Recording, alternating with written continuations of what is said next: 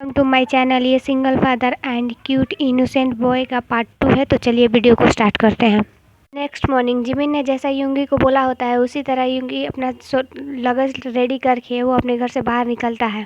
ये अपना लगेज वही पर रख के जैसे ही वो कैब को कॉल करता है उससे पहले ही वहाँ पे एक ब्लैक कार आकर खड़ी हो जाती है, जिसे देखकर यूंगी थोड़ा शॉक हो जाता है, पर वो अपने माइंड में सोचता है कि शायद ये किसी और के लिए है। फिर से यूंगी कॉल करने लगता है, तभी वो ब्लैक कार से हॉर्न बजने लगती है। फिर भी यूंगी थोड़ा सा आगे चला जाता है और आगे जाने के बाद वो फिर अपने फ़ोन में वो कॉल करने लगता है। तभी जिमिन कार के डोर ओपन करके बाहर निकलते हुए बोलता है कि यूंगी जिमिन को देखकर स्माइल करता है। तभी जिमिन बोलता है चलें, और इतना बोल के यूंगी का लगेज लेकर जिमिन उसके अपने कार में रखते हुए यूंगी के लिए डोर ओपन करता है और फिर जिमिन और यूंगी वहाँ से चले जाते अपने घर आ जाते हैं। जिमिन डोर हो जाता है, तभी एक सर्वेंट आके डोर ओपन करती है।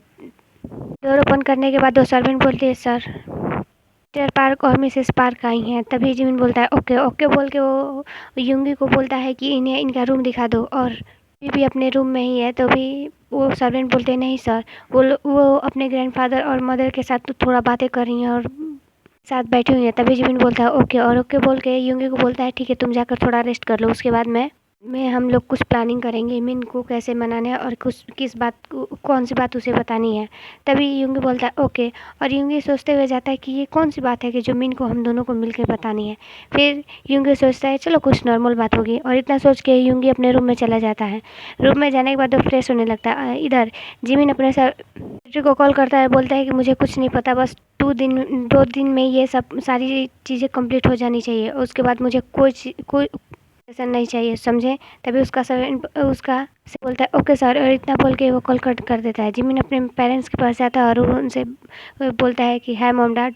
तभी जिमिन के पेरेंट्स उसे भी हाय बोलते हैं और वो लोग बैठ के कुछ बातें करते हैं। तो मॉम बोलती है कि कब तक ऐसे रहोगे, तुम्हें पता है कि मिन की हालत कंडीशन भी अब धीरे धीरे थोड़ी सी ख़राब होती जा रही है, तो क्यों ना तुम मूव ऑन करो और तुम मैरिज कर लो। जिमिन प्लीज़ हमारी बातों को समझो, हमने एक बहुत अच्छी गर्ल को देखा है जो तुम्हारे लिए एकदम परफेक्ट है। तभी जिमिन अपनी गुस्से भरी आइज़ के तरह से देख अपनी मॉम की तरफ देखने लगता है और बोलता है कि आगे से आप ऐसी कोई भी बात नहीं करेंगी। एक बार मेरी लाइफ को आप लोगों ने हेल बना दिया था और दोबारा मैं नहीं चाहता हूँ। और ये बात गुस्से से बोल के वो वहाँ से सीधे अपने स्टडी रूम में चला जाता है। तभी जिमिन की मॉम बोलती है प्लीज़ आप जाइए, आप उससे बातें कीजिए, मुझे लगता है कि वो आपकी बातें सुनेगा। तभी जिमिन के डैड बोलते हैं ओके, और इतना बोल के वो जिमिन के साथ स्टडी रूम में चले जाते हैं।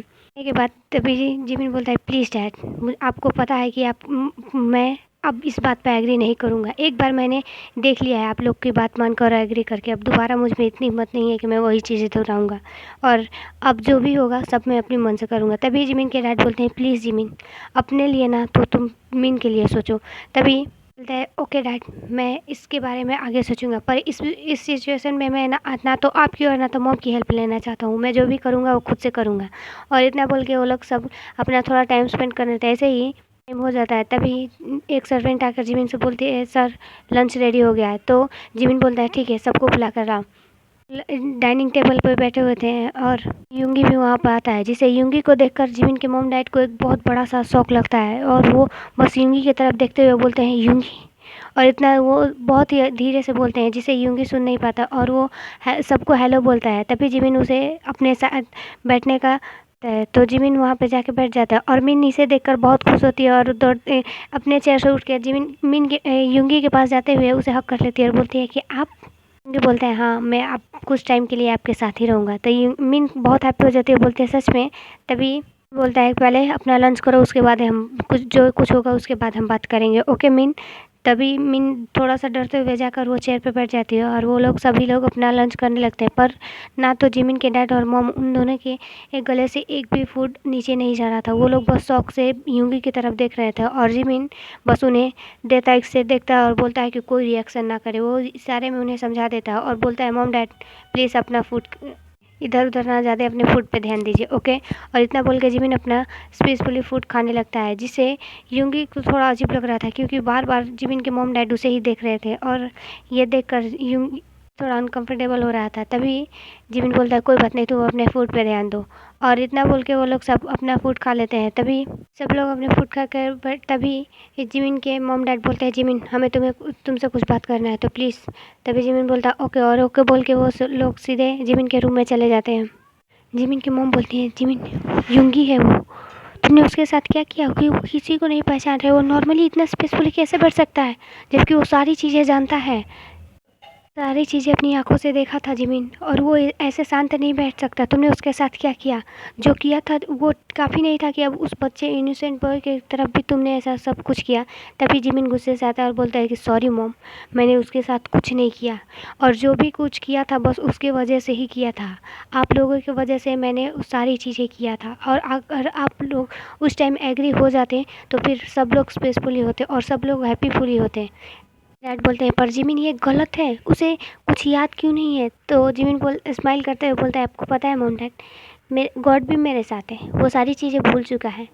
लगता है कि उसके बस एक ग्रैंडफ़ादर हैं और उसकी मॉम डैड की डेथ बचपन में हो गई है, जो कि उस ओल्ड आदमी ने जो उसे स्टोरी बताई थी उसे वही स्टोरी याद है, और उसे नहीं पता कि उसके रियल मॉम डैड कौन है, और उसे इस घर से क्या रिलेशन है, सब कुछ नहीं पता। और मैं इससे बहुत हैप्पी हूँ कि मैं अपनी इस लाइफ को बहुत सक्सेसफुली और अपने मुताबिक करूँगा जैसा मैं चाहता हूँ। और रियली मॉम डैड आपको पता है कि मैंने गॉड से जब भी प्रे किया है बस उसे ही मांगा था, तो इसीलिए मेरे गॉड ने मेरी विश सुन ली और मेरी विश को पूरा कर दिया।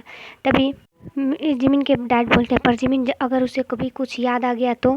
तभी जिमिन बोलता है उसे कुछ नहीं याद आएगा डैड, मैंने डॉक्टर से बातें की थी तो डॉक्टर ने बोला कि, और बोलता है कि डॉक्टर ने बताया था मुझे कि उसकी याददाश्त इतनी जल्दी नहीं आने वाली है, और उससे पहले ही अगर कभी उसकी याददाश्त आ भी गई तो उससे पहले ही मैं कुछ ऐसा करूँगा कि जैसे उसके पास अब मेरे अलावा कोई भी दूसरा कोई ऑप्शन नहीं होगा।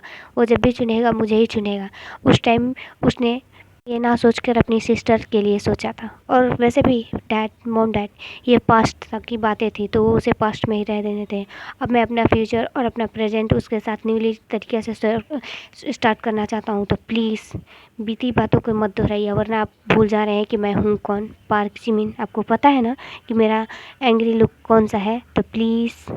यूंगी मिन के पास बैठकर बोलता है कि काफ़ी देर हो गए ना उन लोग नहीं आए। तभी मिन बोलती है कोई बात नहीं, मैं आपके साथ ही रहना चाहता हूँ, थोड़ा सा आपके गोद में मैं सो सकता हूँ।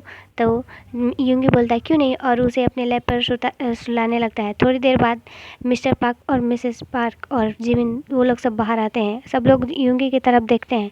तभी मिस्टर पार्क बोलते हैं कि व्हाट्स योर नेम बॉय?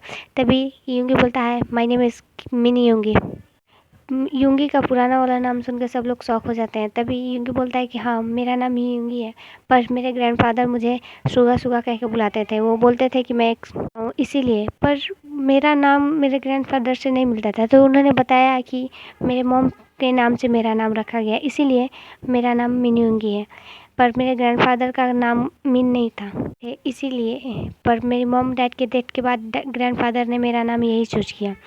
सभी लोग स्माइल करते हैं और थोड़ी देर बाद ऐसे बैठकर यूंगी से बातें करते हैं, पर यूंगी का पिछला कुछ नहीं याद होता है। जो भी है वो सब न्यू तरीके से याद रहता है, जिसे देखकर सब स्माइल करते हैं। और फिर कुछ देर बाद बातें करने के बाद जिमिन बोलता है मॉम डैड अब काफ़ी लेट हो चुका है, तो मुझे लगता है कि आप लोग को घर जाना हो चाहिए। मुझे अपने मेरी डॉटर और सुगा, राइट, सुगा से कुछ बात करनी है। जिमिन के माउथ से अपना नाम सुगा सुनकर यूंगी बहुत बहुत हैप्पी होता है और उसके में बटरफ्लाई उड़ने लगती है, पर फिर भी सुगा स्माइल करता है। और तभी ही जिमिन बोलता है और अपने मॉम डैड को बाय बोल के वो मिंग और यूंगी के बोलता है ठीक है चले हम लोग अपने रूम में, और इतना बोल के वो लोग अपने रूम में चले जाते हैं। तभी जिमिन बोलता है कि आज से मिन और यूंगी और मैं हम लोग तीनों एक ही साथ इसी रूम में रहेंगे। पर मिन डर रही थी, वो ज़्यादातर यूंगी के हैंड पकड़ कर उसके पीछे ही रह रही थी। तभी यूंगी उसे अपने सामने लाता है और बोलता है क्या हुआ, तुम इससे क्यों डर रही हो? ये तुम्हारे डैड है ना, तुमने तो बोला कि तुम अपने डैड से बातें करना चाहती हो, पर डर रही हो क्यों? हेड नोक में से करती है। तभी ये जिमिन बोलता है कि ठीक है तुम इससे बातें करो, मैं अभी आता हूँ, और इतना बोल के ये जिमिन वहाँ से चला जाता है। तभी यूंगी बोलता है क्या हुआ, अब तो बता दो, हम तो एक साथ ही हैं ना, आपने बोला था ना कि अब अभी नहीं, जब हम लोग साथ में रहेंगे तब आप बताओगे, तो बहुत टाइम हो गया ना। तभी बोलती है कि मैंने सुना था डैड ने ग्रैंडफादर और मदर और डैड बात कर रहे थे कि उन्होंने मॉम को मार दिया और वो सबको मार देंगे, तो वो मुझे भी मार देंगे। तभी ये सुनकर यूँगी को थोड़ा बुरा लगता है और वो मिन को हग करता है और बोलता है, नहीं बेबी, वो तुम्हारे डैड हैं, वो तुम्हें कभी हर्ट नहीं करेंगे, ओके। अगर तुम उनसे बातें करोगी तब तो। पता है, अगर पता है कि आपको एक पनिशमेंट मिला था जिससे मुझे आपसे बात नहीं करना था, क्योंकि आपके टेस्ट में थोड़ा सा कम मार्क्स मिला था, और जिसका पनिशमेंट मिला था कि आप मैंने दिया था आपको कि मैं आपसे बातें नहीं करूँगा, तो आपको बुरा लगा था ना। तभी मीन अपने हेडियस में सब करती है। तो वो बोलती है कि आप डैड से थोड़ा थोड़ा बातें करो, मैं नहीं बोल रहा हूँ कि ज़्यादा करो, पर थोड़ा थोड़ा बातें करोगे तब तो आपको पता चलेगा कि आपके डैड आपसे कितना प्यार करते हैं। तभी मीन अपना हेडियस में शो करती है और फिर ओके। तभी यूँगी बोलता है कि आप अपना जाकर होमवर्क कर लो, मैं अभी आपके डैड से बात करके आता हूँ, ओके। तब मीन बोलती है ओके, और वो अपना होमवर्क करने लगती है। तभी यूँगी जिमिन के पास जाता है और बोलता है कि ये क्या था, अभी तुमने बोला कि हम लोग एक रूम में रहेंगे, पर ये पहले से डिसाइड हुआ था कि मैं और मीन एक साथ रहेंगे, पर तुम्हारे साथ नहीं। तुम मेरे लिए तुम एक अजनबी हो, प्लीज़ मेरी बातों को समझो, हम लोग दूर ही रहें तो बेटर होगा। सारी बातें सुन के अपना हैंड मुट्ठी में बदल लेता है। उसे गुस्सा भी आ रहा था पर वो कुछ नहीं बोलता है। बोलता है ठीक है, पर मुझे लगा कि मैं ऐसे रहूँगा तो शायद मिन से थोड़ा क्लोज हो जाऊँ। तभी यूँगी बोलता है कि ठीक है, मैं इसके बारे में सोचूंगा, पर हम लोग अभी से एक रूम में नहीं रहेंगे, बस मैं मिन के साथ रहूँगा। और इतना बोल के यूँगी वहाँ से चला जाता है। तभी जिमिन अपने गुस्से में हैंड को एक वॉल पे मारते हुए बोलता है कि ये कभी नहीं सुधरेगा। इसकी प्रॉब्लम क्या है, मैं इससे इतना लवली और प्यार से बात कर रहा हूँ, फिर भी ये ऐसे क्यों बिहेव कर रहा है। और इतना बोल के जिमिन अपने में चला जाता है कुछ वर्क करने, क्योंकि उसका एक मीटिंग होता है, तो वो अपना मीटिंग कंटिन्यू करने चला जाता है। इधर युंग मिन के पास आता है, उसका होमवर्क कराने में हेल्प करने लगता है। इसे करके कुछ टाइम बीत चुका होता है और युंगमिन और मिन सब हैप्पीफुली रह रहे थे। युंगी भी अब जिमिन के घर में शिफ्ट हो गया था, पर चीज़ अजीब था। जो युंगी को थोड़ा अजीब लग रहा था, फिर भी वो सोचता था कि शायद ये मिन के लिए था, क्योंकि मिन के स्कूल में एक कुछ फंक्शन के वजह से एक ड्रामा रखा गया था, जिसमें उसके पेरेंट्स हर बच्चे के पेरेंट्स थोड़ा सा करेंगे। सभी लोग अपना नॉर्मल एक्टिंग कर रहे थे, पर युंगमिन को मैरिज वाला एक्टिंग करना था। इसे देखकर तो युंगी को थोड़ा अजीब लग रहा था। फिर वो सोचता है कि सब तो नॉर्मल है, सभी लोग तो अच्छे से एक्टिंग किए, तो हम भी कर ही सकते हैं ना।